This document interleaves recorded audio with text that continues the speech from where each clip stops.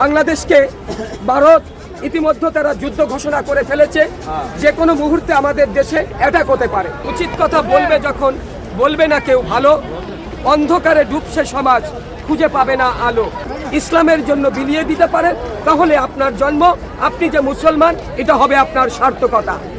দুর্নীতি আর ঘুষ যদি হয়ে যেত বন্ধ, সুদের টাকায় ভাইয়ে ভাইয়ে লাগতো না আর দ্বন্দ্ব। দেশ তো আপনার, এদেশ আমার, এদেশ আমাদের সকলে। সেই কথাগুলো মনে রেখে সেই জায়গা থেকে আপনারা নিশ্চয়ই জানেন বর্তমান বাংলাদেশ এবং ভারতের মধ্যে যে একটা দূরত্ব তৈরি হচ্ছে।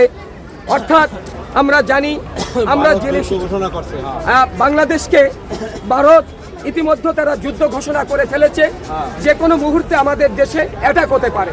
তা আমি আমার জায়গা থেকে বলছি, দেশবাসীর উদ্দেশ্যে বলছি, বন্ধুরা একটি কথা মনে রাখবেন, সবসময় কিন্তু সমস্ত বিবেক মনে রাখতে নেই।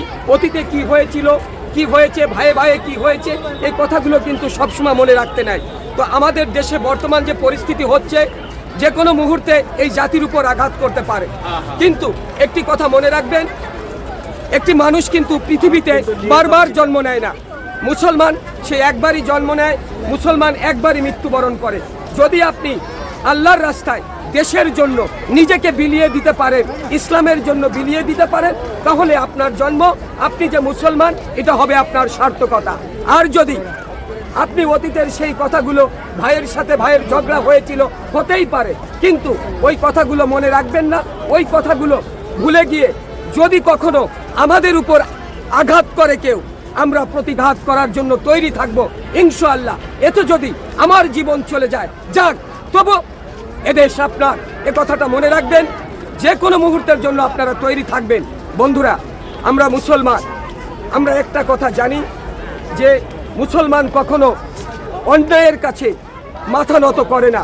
আমরাও ঠিক করব না, কারণ এটা আমার জন্মভূমি, এই মাটি আমার, এদেশ আমার। এই মাটিতে জন্ম নিয়েছি, এই মাটির সাথে যেন কোনো একটা মানুষ বেইমানি না করে।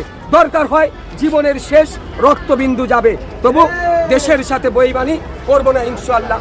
ভিডিওটা যদি ভালো লাগে বন্ধুরা, আমি করজোড়ে আপনাদের কাছে বলছি, এখন কিন্তু পিছনে ফিরে তাকানোর সময় নাই। যে কোনো মুহূর্তে দেশের উপর আঘাত আসতে পারে।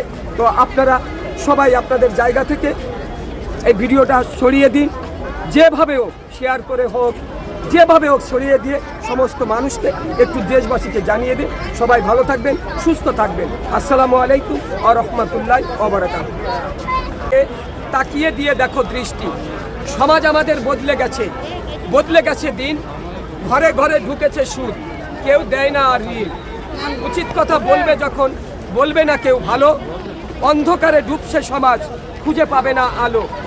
দুর্নীতি আর ঘুষ যদি হয়ে যেত বন্ধ, সুদের টাকায় ভাইয়ে ভাইয়ে লাগতো না আর দ্বন্দ্ব। প্রিয় বন্ধুরা, বলা হয়েছে সুদ সুদ সুদ। বাংলাদেশের সুদের হারটা এমনভাবে হয়েছে, এখন সুদ ছাড়া মানুষ এক লুকমা ভাতও খেতে পারে না, এক লুকমা ভাত মুখে দিতে পারে না। আমাদের এই সুদ থেকে বেরিয়ে আসতে হবে। একটা কথা সবসময় সকলের মনে রাখতে হবে, আমি মানুষ, আমাকে মরতে হবে। আমার এই দুনিয়ার জীবন দুঃখে হোক আর সুখে হোক, এটা একদিন শেষ হয়েই যাবে।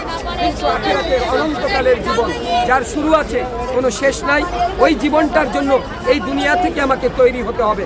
সবাই ভালো থাকবেন। ভিডিওটা যদি ভালো লাগে ইনশাআল্লাহ এক ভাই আর এক ভাইকে শেয়ার করে সারা দেশবাসীকে দিয়ে দিন। আসসালামু আলাইকুম ওয়া রাহমাতুল্লাহি ওয়া বারাকাতুহু।